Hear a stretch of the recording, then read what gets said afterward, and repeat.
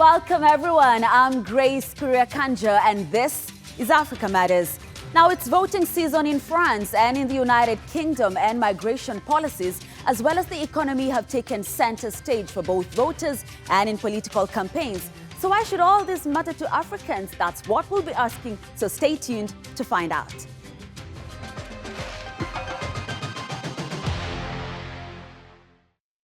It's no secret that Europe has an aging population and failing birth rates. On the other hand, the African continent has largely young people looking for well-paying jobs. And contrary to popular belief, studies show more Africans migrate within the continent instead of heading to Europe. That's why mainstream parties are under pressure to adopt tougher immigration laws in response to a surge in support for far-right forces and voters advocating for anti-immigrant policies. So what are foreign workers, regardless of their nationalities, facing when they get there? French President Emmanuel Macron recently tightened migration laws, but far-right's Jordan Bardella promises to drastically reduce legal and illegal immigration and deport foreign criminals if his party wins the parliamentary majority in the second round, prompting this reaction. You have to send back all the Syrians. You have to send back all the Kenyans. You have to send back all the people. Is Marine Le Pen going to pick up the rubbish? Is Marine Le Pen going to come and work on a building site with me? Who's going to work? How many French people work in construction? I don't categorize, but this country needs foreigners.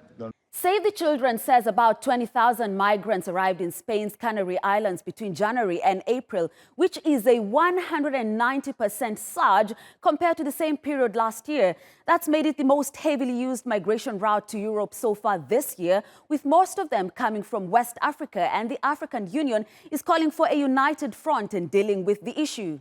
Not only is mass migration depopulating our continent of a workforce in its golden age, it's doing so in unhappiness, extreme precariousness, and indignity of our peoples, our youths in particular.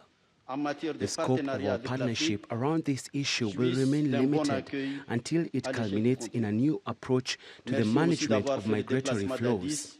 In the UK, the immigration policy to send undocumented asylum seekers to Rwanda hangs in the balance. Labour's Keir Starmer has vowed to scrap the asylum scheme.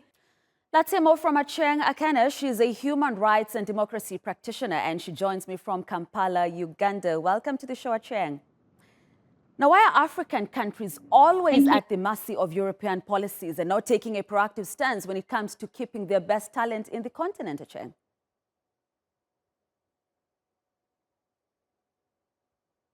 I think that the challenge with the migration crisis, well, depending on how you define it, migration is a particularly problematic issue in the relationship between Europe and Africa, and has always been. Africa looks at human mobility as an opportunity for the continent in terms of the Pan-African dream of self-reliance and interdependence. However, Europe looks at human mobility, particularly of Africans, as a crisis. This shows the differentiation in terms of how both parties look at migration. Africa has developed several policies, including the migration framework, the migration policy framework for Africa. It has a freedom of movement protocol. And in fact, in 2016, when images began to rise in many media outlets showing Africans drowning in the Mediterranean, the response of the African Union was to ask its secretariat to promulgate the Freedom of Movement Protocol in line with the African Economic Community Treaty that sees Africa as being interdependent and self-reliant. Right. So, Acheng, each country is different, but what would you say the continent generally wants from Europe when it comes to migration, since the diaspora are a key source of revenue for most governments, Acheng?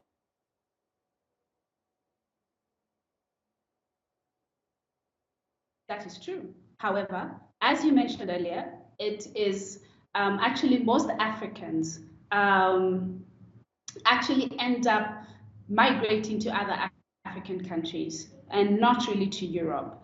And so what African countries need for the most part is for Europe not to interfere with the migration policy frameworks that Africa has put into place, because these are to build a United States of Africa, build our regional integration. However, Europe has several bilateral agreements that have heavy resources behind them that undermine the migratory frameworks that Africa has put into place.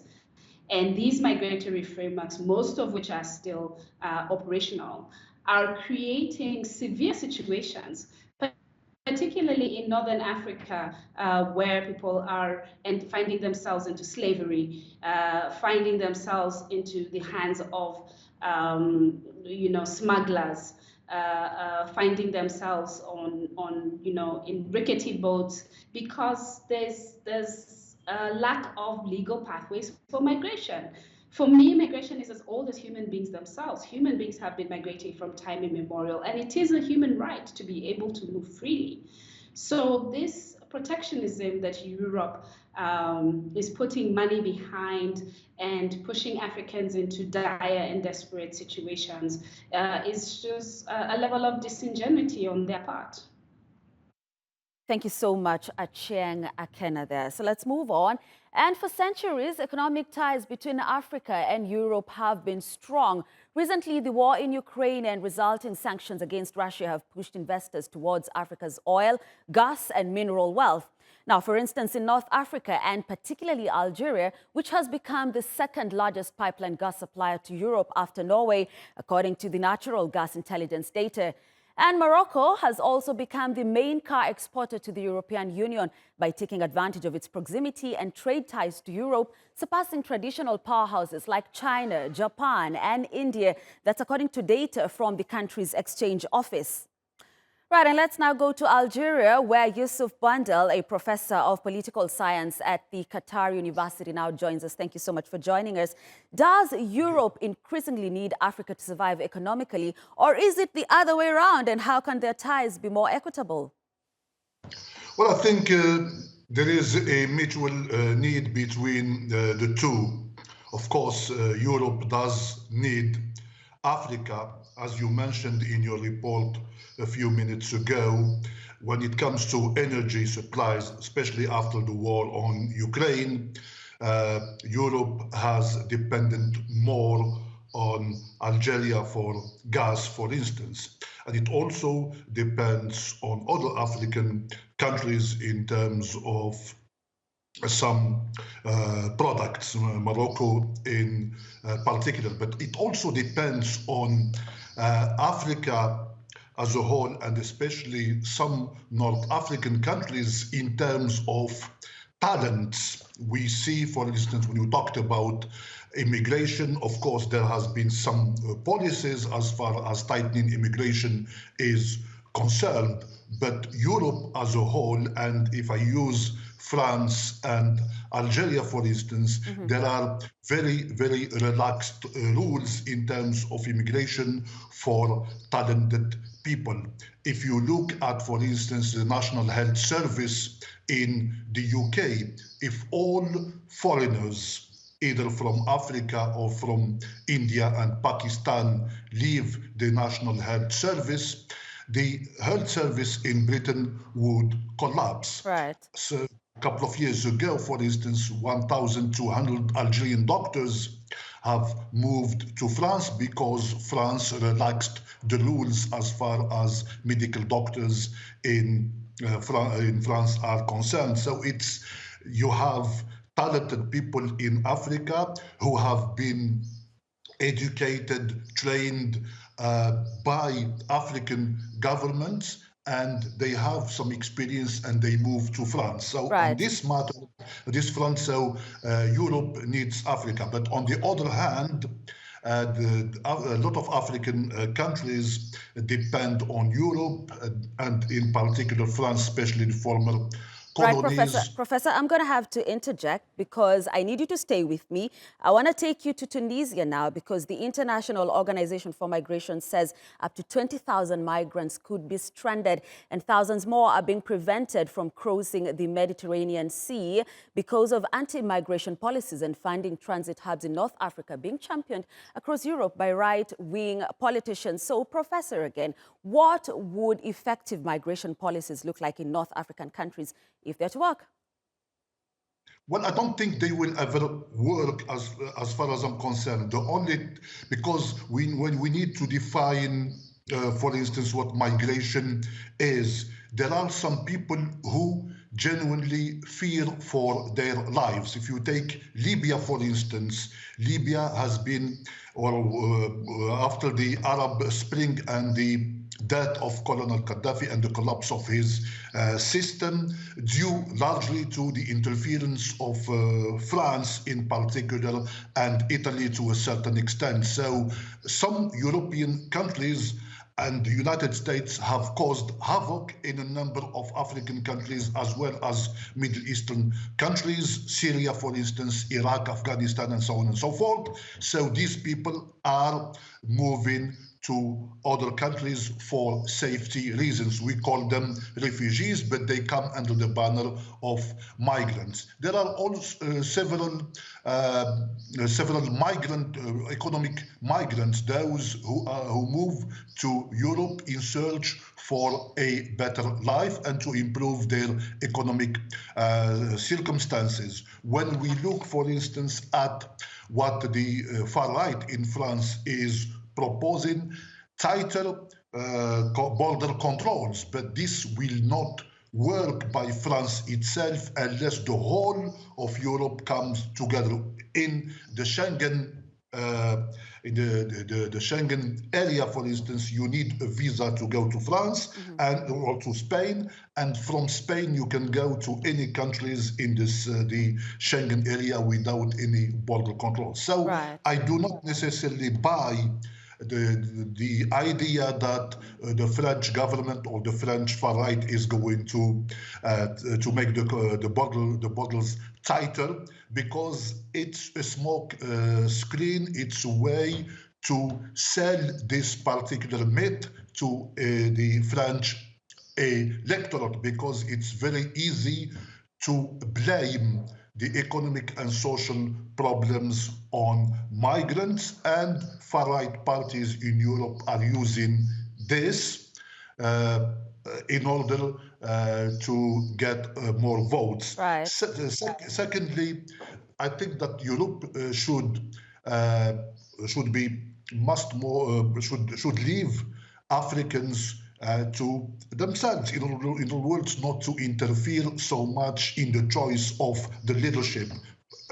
European countries interfere in whatever, and the United States interfere in whatever elections take place in Africa, and they want their cronies to be ruling those countries to serve their own interests.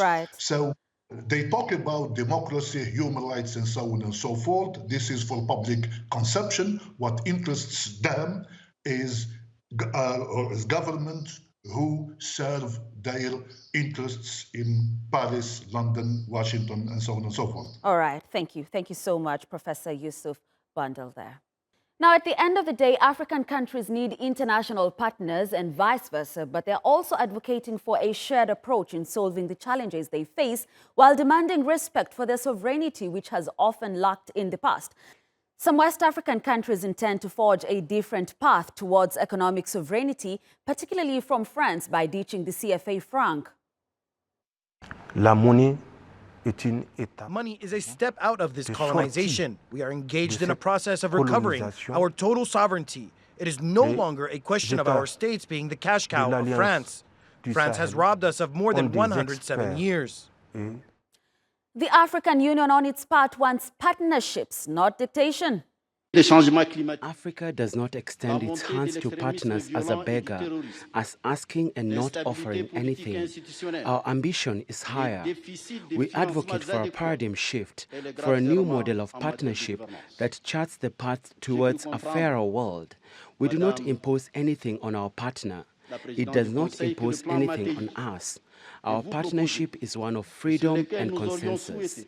Let's also hear from Achike Chude. He's an author and African Affairs Development Analyst. He joins me from Abuja, Nigeria. Thank you so much, sir, for joining us.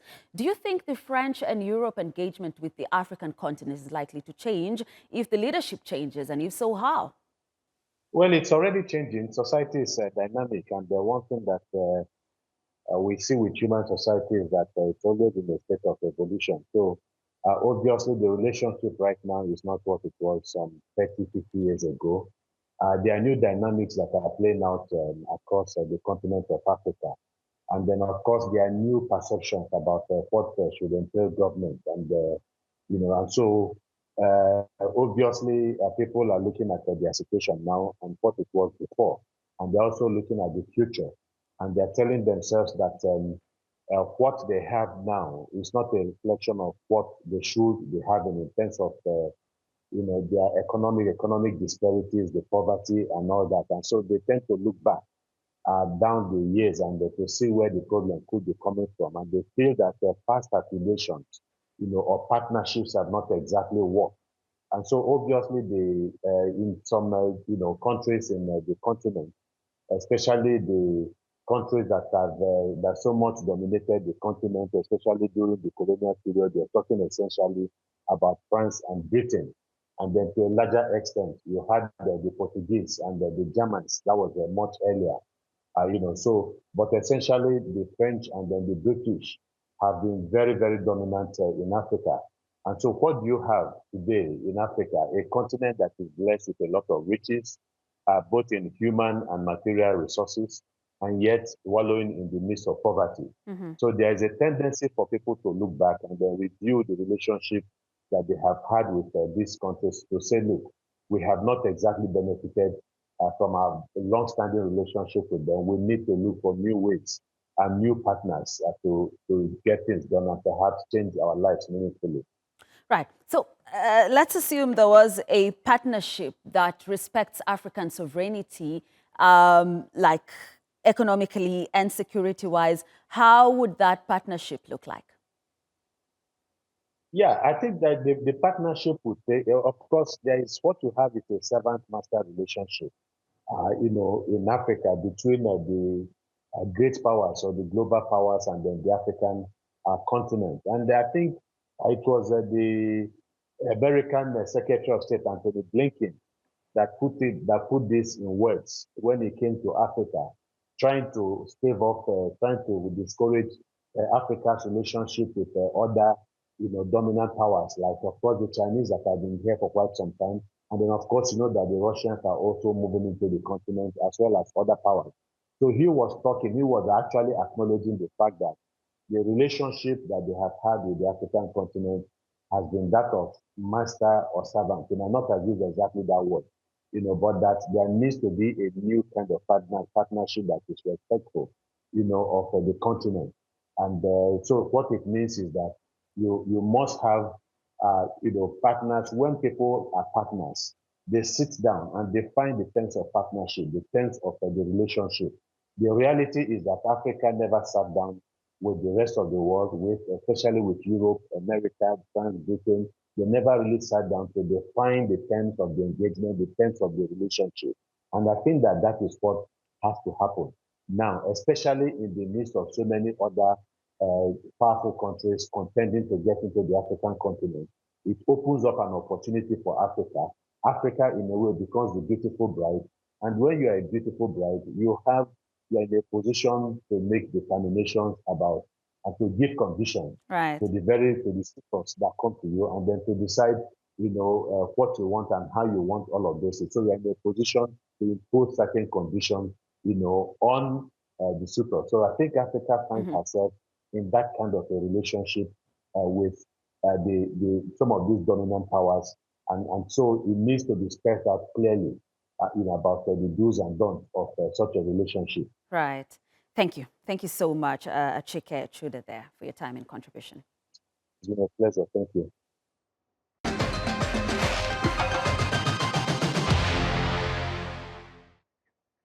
Eritrea's Binyam Girmay became the first black African rider to win a Tour de France stage when he claimed victory after a reduced bunch sprint at the end of the third stage. Girmay's win for his Intermarché Wante team is a watershed moment for the sport, with only 2 Southern African riders having previously won stages on the tour, as Brenda Radido reports.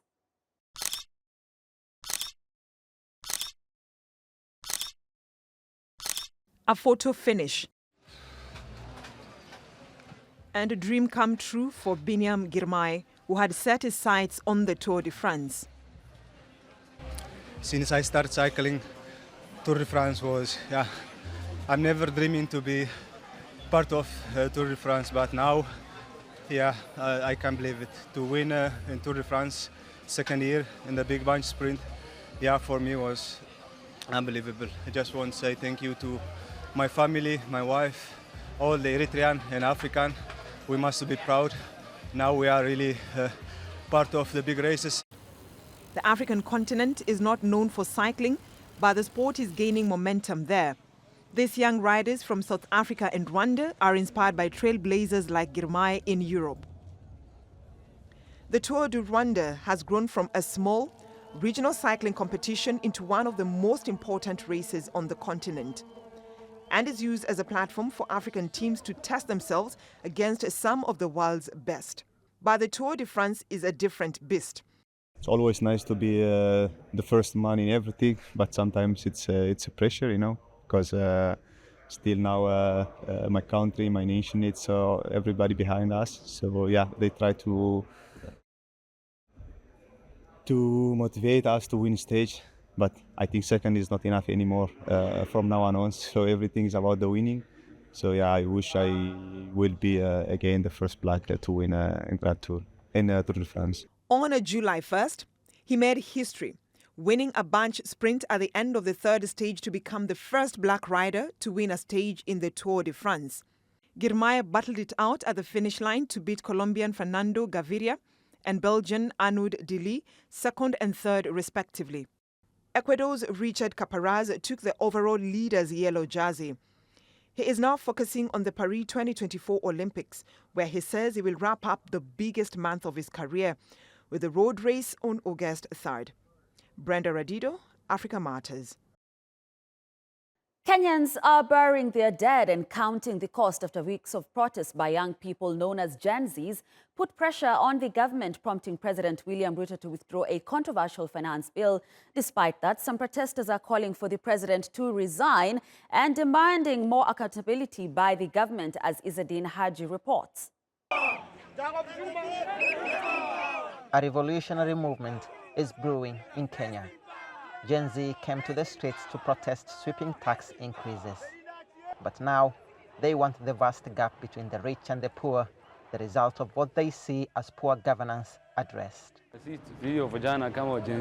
We, the Gen Z youth, are continuing with the demonstrations because things were fine during the former regime. Since President Ruto came in, everything became more expensive. And we want the gap between the poor and the rich to be narrowed. So the only difference here, we have very big gap between the poor and the rich. And we wanted our president to adjust the tax gap. But every revolution comes with its cost. The family of 27-year-old Eric Shieni know that only too well. They see him as a hero who placed his life on the line to free the Kenyan people.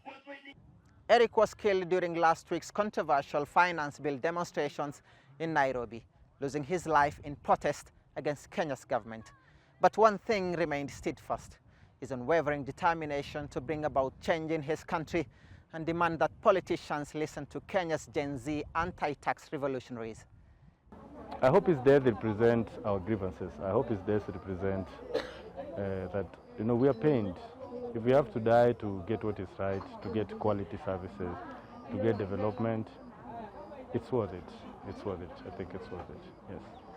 In the last 2 weeks, Kenya has experienced a decline in export activities by 17%. Nairobi Stock Exchange alone has lost about $490 million since the protests began. There's that cost, the fact that when people don't go to work, they don't participate in productive activity, businesses don't open, there are losses. Some lose in terms of even the things they sell, because they sell fresh goods. So if those fresh goods are not bought, vegetables, what have you, things like that, fruits and the like, then there's a loss there. But there's also been the loss, of course, of withheld investments. Because of skirmishes, people hold back. People don't want to put in their money because they don't know what will happen. That, of course, affects the stock exchange. As the younger generation reads Eric's eulogy, perhaps oblivious to the circumstances of his death, one thing is clear. It is their future he was fighting for. Isadin Haji, Africa Matters, Nairobi, Kenya. That's our show this week. Share your thoughts and suggestions about the stories you've seen on this episode, or ideas on what you'd like us to cover on YouTube or on X using the hashtag Africa Matters. Thanks for watching, and it's Kwaheri from me, Grace Kuria Kanja.